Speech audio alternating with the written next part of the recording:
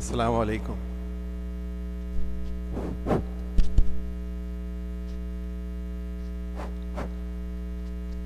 السلام عليكم. الله أكبر الله أكبر الله أكبر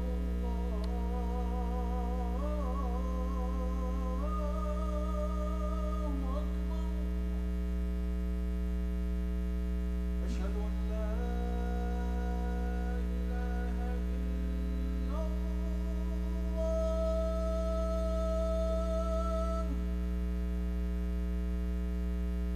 أشهد أن لا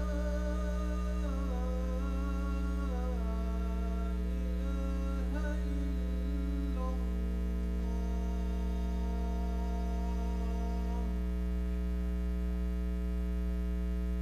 أشهد أن محمدا رسول الله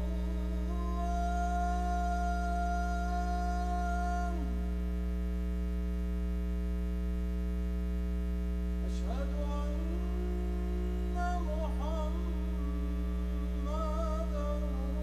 رسول الله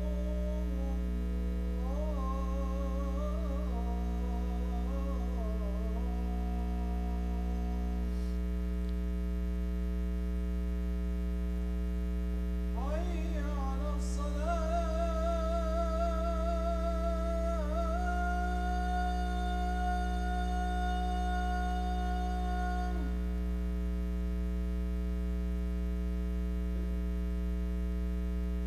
حي على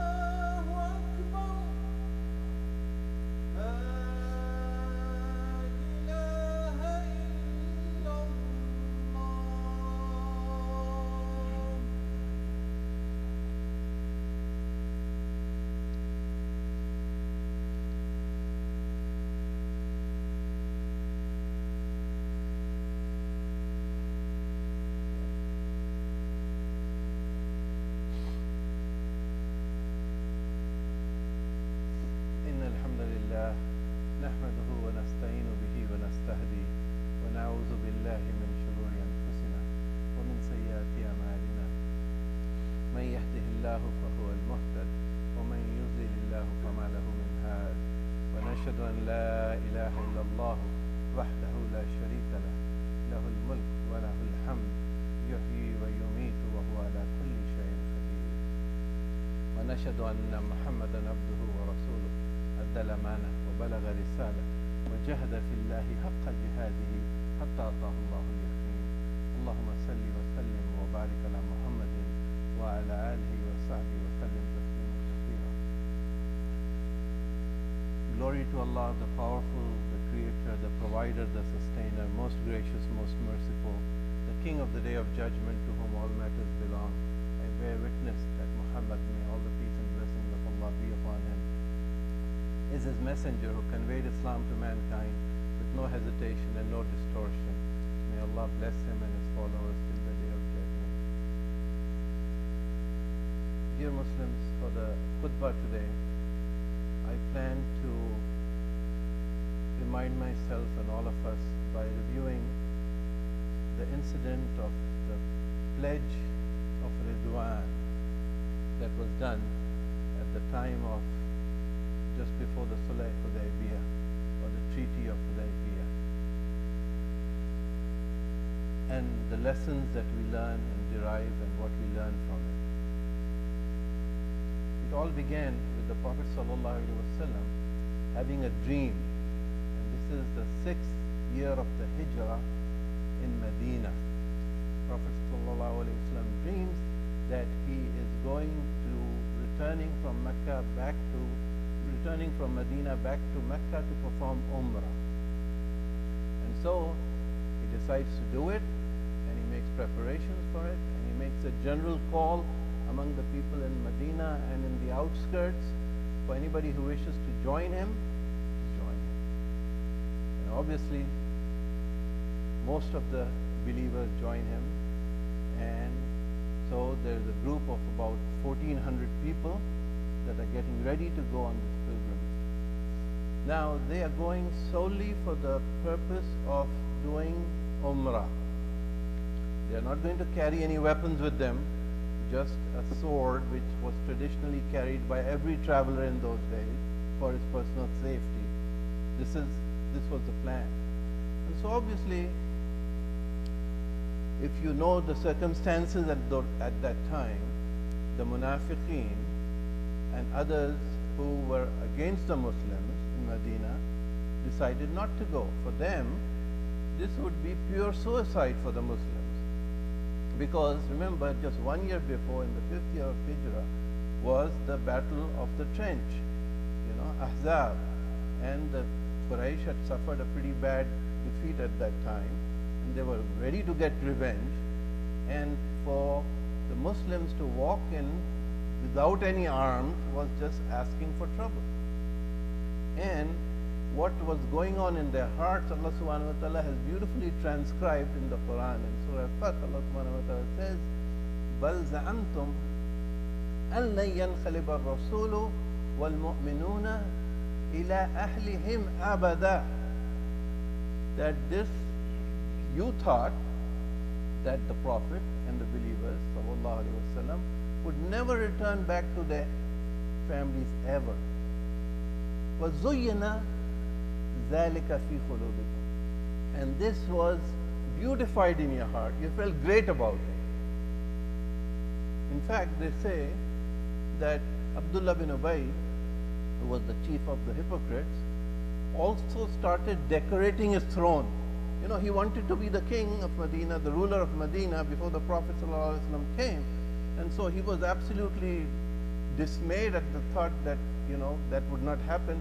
Now was his chance. They were thinking, man, these guys are crazy. This is pure suicide. They are going to be wiped out, and they felt good about it in their hearts. So, the 1,400 or so believers with the Prophet ﷺ marched towards, I shouldn't use the word march, they traveled towards Mecca to perform Umrah. And if you know the geography, it's about 280 miles based on the current route that we have today. It's hard to tell what it was before, and in that terrain you can imagine how difficult a route that is to go. So they marched towards Mecca, and in the meantime, news of this, they have 70 camels with them, all with garlands ready for sacrifice, and this news reaches the Quraysh. So the Quraysh obviously are absolutely dismayed at this. First of all, they are really afraid because Islam is now starting to grow and has become a visible threat. And there are 1,400 people marching towards the city. They feel really uncomfortable. And so they decide that we cannot let them do this. This is really bad for their own psychology, for their own behavior. And they think there's no way we are going to let them do this. And the Prophet senses this. He hears the news that the Quraysh are now preparing for battle. And the Prophet ﷺ does not want bloodshed. So what he does is, before they reach Mecca, he takes to a place called Hudaybiyah, which is sort of about a day's march from Mecca, and on the side encamps there. And then negotiations start. In other words, to avoid bloodshed, a team of negotiation is established, and the Prophet ﷺ sends Uthman ibn Affan radiallahu anhu to negotiate on behalf of the Muslims. And then what happens following that is sort of a little bit unclear why his return is delayed, and there are many accounts. Suffice to say that a rumor spreads that Uthman has been assassinated by the Meccans. And so this is a really troubling time for the Muslims. And what has to be done? What do the Muslims do now? The Muslims decide, the Prophet ﷺ decide that we have to fight. Although we are not prepared, we have to fight. And so, the believers are asked, who of you are willing to make this pledge to fight, to avenge what has happened to Uthman? And subsequently, there's a little tree there, and below the tree, the Prophet ﷺ stands there, and people come and make a pledge. Bayt. What is a bayt? Bayt comes from the word bay', which is in Arabic to trade. In other words, when you trade, there's mutual benefit for both people. You give and take. So bayt is a similar thing, where you pledge allegiance, or you pledge to do something in which, for example, if you pledge allegiance to a leader, he will take care of you. You will benefit from that, and he will benefit from your loyalty. So it's a mutual benefit. This is the origin of the word bay'. And so these 1,400 people who are there, who at that time are thinking basically this is suicide. We have no means to fight except for this one sword that we have, but their commitment to the deen is so significant that they all make this pledge. And this came to be termed as the pledge of Ridwan, where Allah subhanahu wa ta'ala was pleased with them. Allah subhanahu wa ta'ala says so in the Quran. لَقَدْ رَضِيَ اللَّهُ عَنِ الْمُؤْمِنِينَ إِذْ يُبَايِعُونَكَ تحت الشجرة فَعَلِمَ مَا فِي قُلُوبِهِمْ. Allah subhanahu wa ta'ala knew what was in their heart, and Allah subhanahu wa ta'ala was pleased with them. In other words, these people had this sincere ikhlas for the deen, that they were literally willing to die for it. And consequently, the Prophet ﷺ said in a hadith that in all of these people, none of the people that were present at this pledge, that took this pledge, will ever go to the fire. In other words, they are guaranteed Jannah. In other words, it is times like this, significant times, where a certain sacrifice is required, or a certain requirement is made of you. And if that time passes, then you can do whatever you want, it's never the same. So the main thing that we learn from this is to make that commitment in the time of need. And the Prophet ﷺ needed that. So what happened after that? After this, as it turns out, the rumor was false, and Uthman comes back, with Suhail bin Amr from the other side, and they have a negotiation and make a pact. What was this pact? This was a pact of ceasefire, basically. There will be no war for 10 years. And the terms of the pact were sort of not good for the Muslims. And the Muslims generally were very unhappy about it, because first of all, they were told, after making this huge trek, they were asked to go back. You cannot perform Umrah this time, go back. You have to come back next year only for 3 days. And it was sort of a very unilateral terms. If people can join, any groups outside can join any side they wish, but if any of the Meccans go and move towards the Muslims, they have to be returned. But if any of the Muslims go back to Mecca, they will not be returned. So it seemed that it was not a good treaty.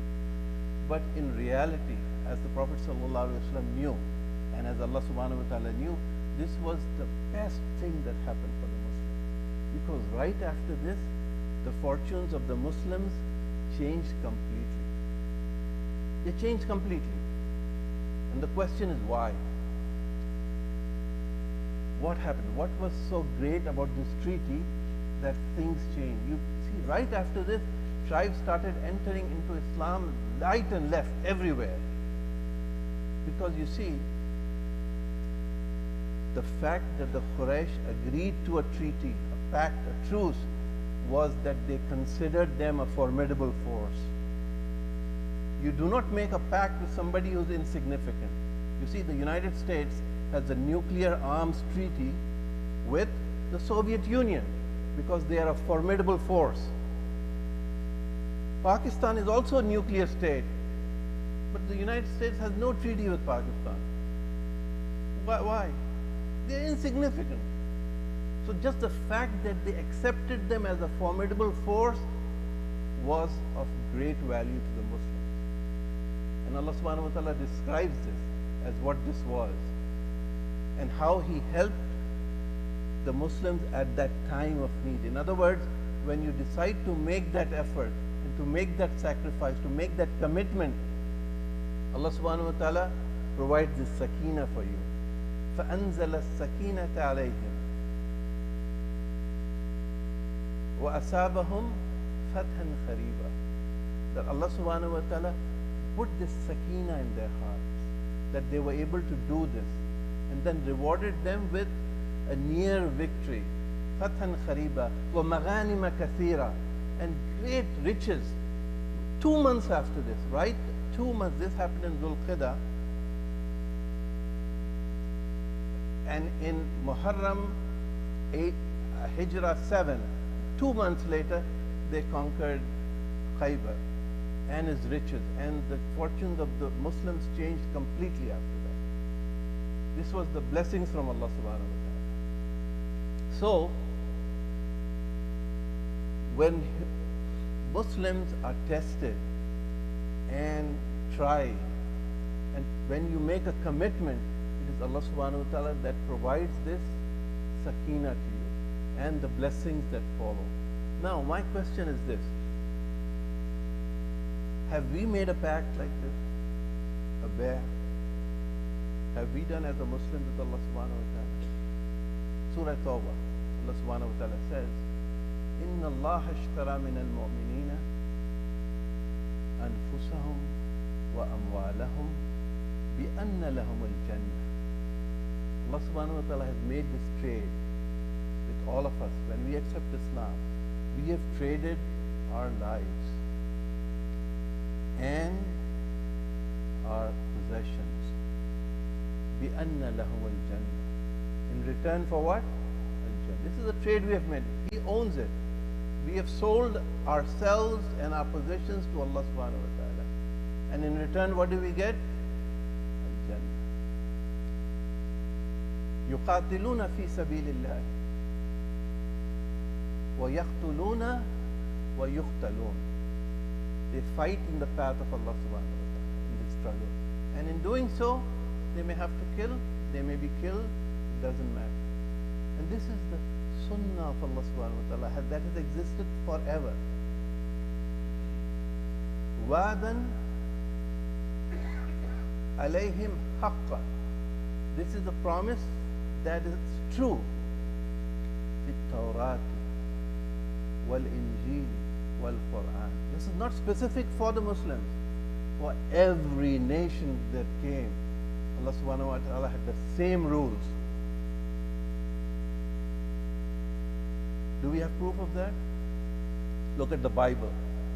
Matthew 19:29. And everyone who leaves his houses, his brothers, or his sisters, or his father, or his mother, or his wife, or his children or his fields for my sake, I will reward him with 100-fold and will grant him eternal life. This verse from Matthew, Allah subhanahu wa ta'ala summarized in the Quran by أنفسهم وأموالهم بأن لهم الجنة.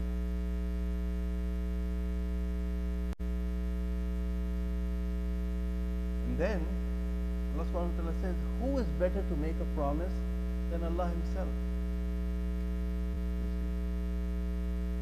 And then Allah subhanahu wa ta'ala says, فَاسْتَبْشِرُوا بِبَيِّكُمُ الَّذِي بَايَعْتُمْ بِهِ. So, congratulations, rejoice, enjoy. Celebrate the fact that you've made this trade. وَذَلِكَ هُوَ الْفَوْزُ الْعَظِيمُ. This is the ultimate trade that you've made with Allah subhanahu wa ta'ala. In other words, this trade, you might think, well, I might need to give up my life. I might have to give up my possessions. Really hard to do, right? We work very hard for what we have, and then somebody comes and tells you, oh, you need to spend it in this cause and that cause and that cause. Really, is this why I earned all this stuff? It's difficult to do. But when you realize that this is something that Allah subhanahu wa ta'ala gave to you and then made this trade for you, and the return is nothing but Jannah. Then the next verse is really beautiful. I don't know how much time we have, but I'd like to go over it quickly. The next verse is very interesting that follows this, Surah Tawbah. Allah subhanahu wa ta'ala lists the traits, the sifat, the features of people, the believers, who have these qualities that fit this description. In other words, who are these people that need to be congratulated? What do they do? And it's an interesting verse because there is no explanation in it. Boom, it's like a laundry list. 1, 2, 3, 4, 5, 6, 7, 8, 9. Allah subhanahu wa ta'ala says, At-ta'ibuna, Al-abiduna, Al-hamiduna, As-sa'ihuna,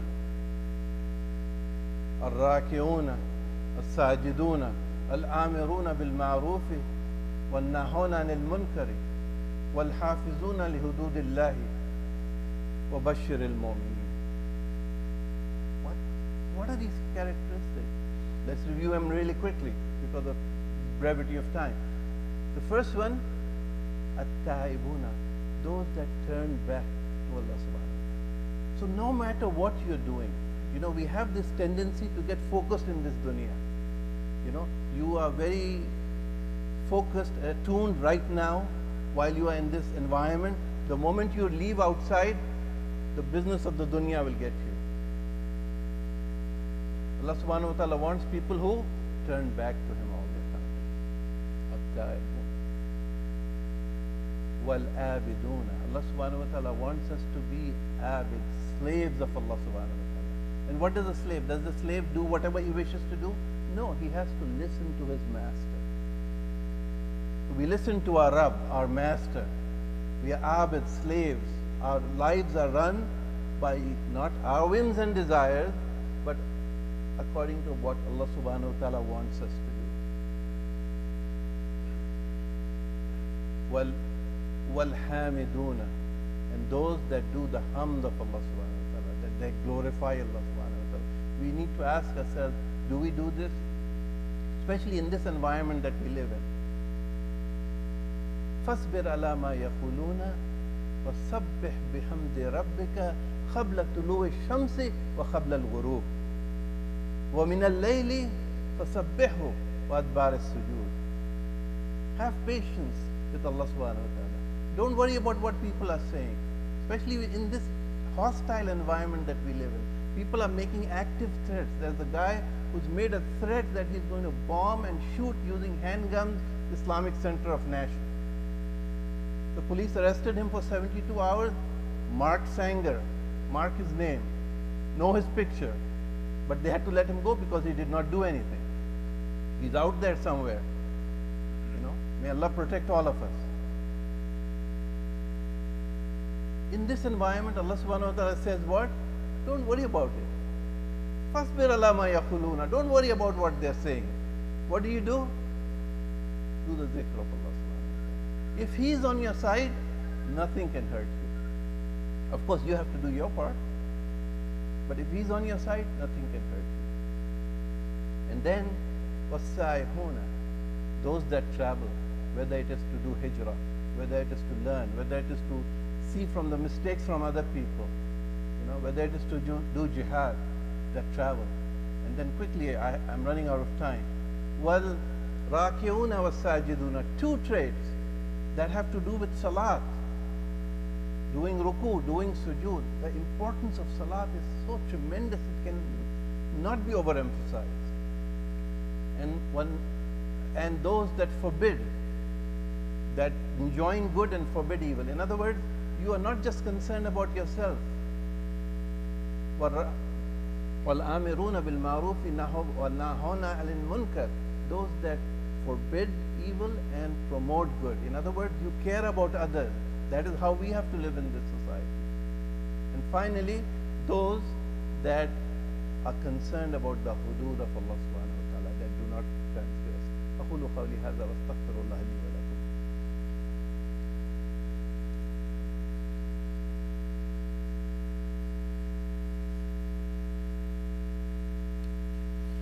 Alhamdulillah wassalatu wassalamu ala Rasulullah.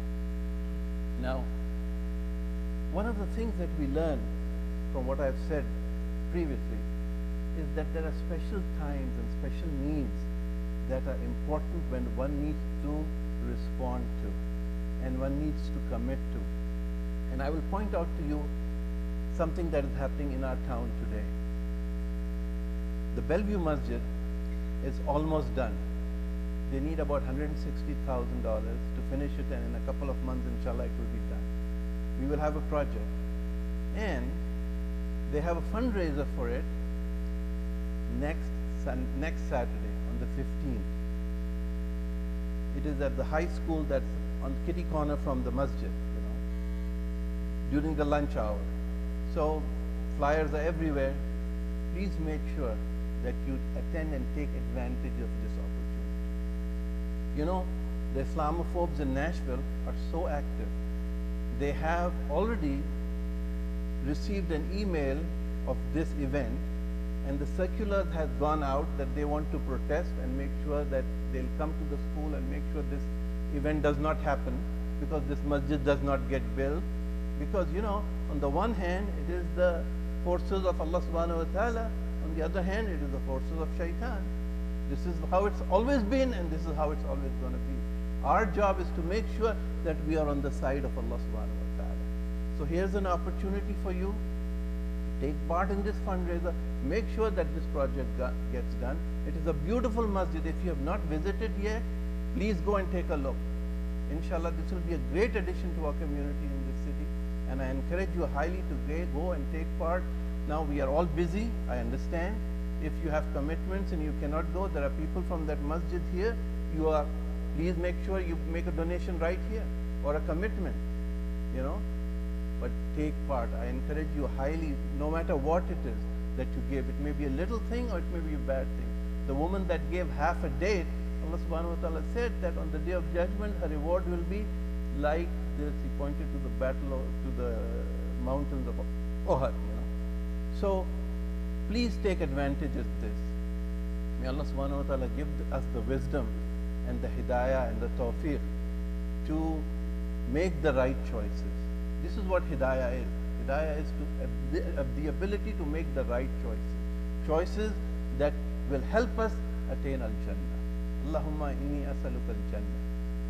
Allahumma ajirna min al-nar. Allahumma inni as'aluka ilman nafi'a wa rizqan tayyiba wa amalan mutakhabbala. Allahumma inni as'aluka al-huda wa al-tuqa wa al-afafa wa al-ghina. Allahumma tahhir qulubana min al-nifaq wa a'malana min al-riya' wa alsinatina min al-kadhib wa ayunana min al-khiyana. فإنك تعلم خائنة الأعين وما تخفي الصدور. سبحان ربك رب العزة عما يصفون وسلام على المرسلين والحمد لله رب العالمين. عباد الله اذكروا الله العظيم يذكركم واستغفروه يغفر لكم وأقيموا الصلاة. الله أكبر الله أكبر. أشهد أن لا إله إلا الله. أشهد أن محمدا رسول الله. حي على الصلاة حي على الفلاح. قد قامت الصلاة قد قامت الصلاة. الله أكبر الله أكبر. لا إله إلا الله. So استقيموا. Please straighten your lines. Fill in the gaps, foot to foot, shoulder to shoulder. May Allah have mercy on all of us.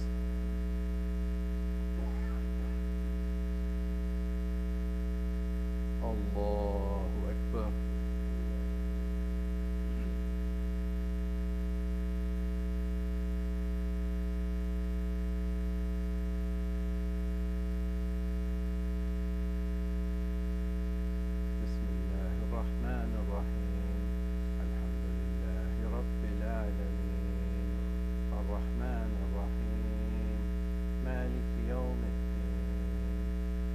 إياك نعبد وإياك نستعين اهدنا الصراط المستقيم صراط الذين أنعمت عليهم غير المغضوب عليهم ولا الضالين آمين.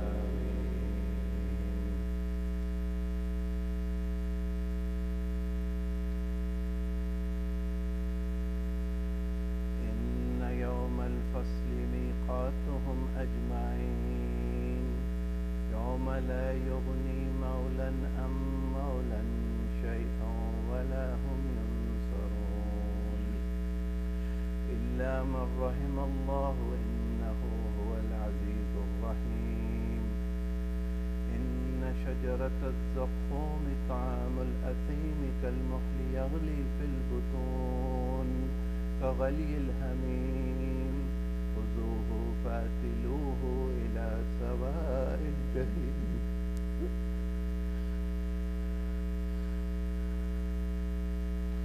ثم صبوا فوق رأسهم من عذاب الحميم. ثم صبوا فوق رأسه من عذاب الحميم. ذق إنك أنت العزيز الكريم. إن هذا ما كنتم به تمترون. الله أكبر.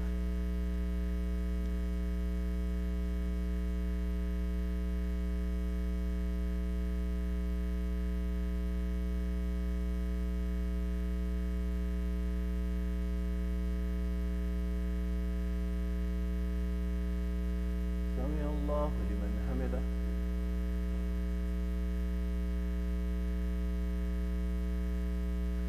الله أكبر.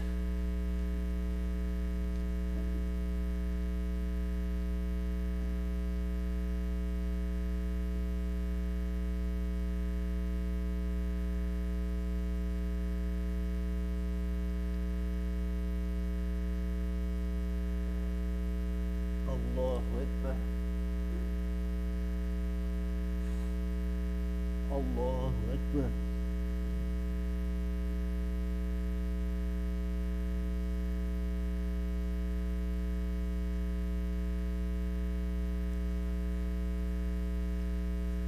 الله أكبر.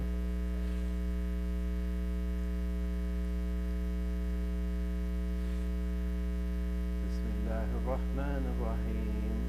الحمد لله رب العالمين الرحمن الرحيم مالك يوم الدين إياك نعبد وإياك نستعين اهدنا الصراط المستقيم صراط الذين أنعمت عليهم غير المغضوب عليهم ولا الضالين آمين.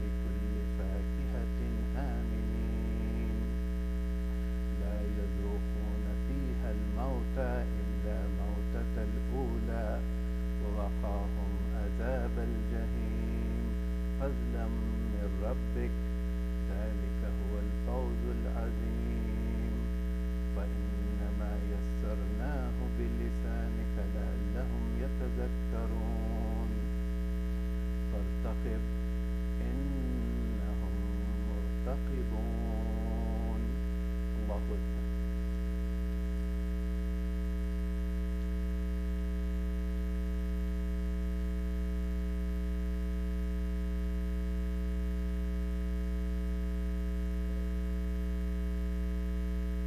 سمع الله لمن حمده الله أكبر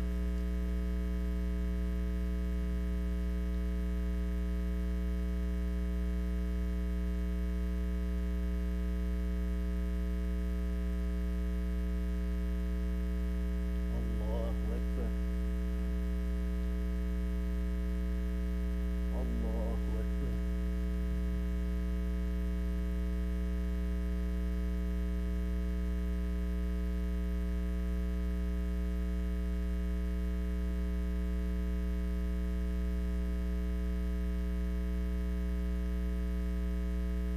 الله أكبر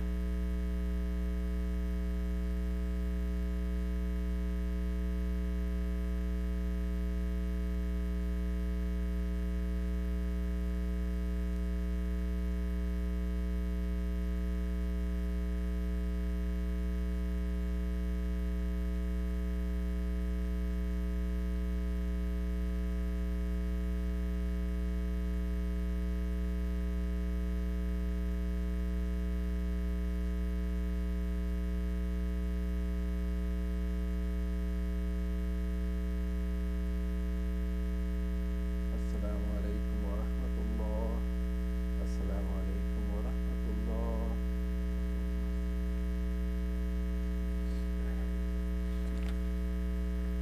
A couple of quick announcements.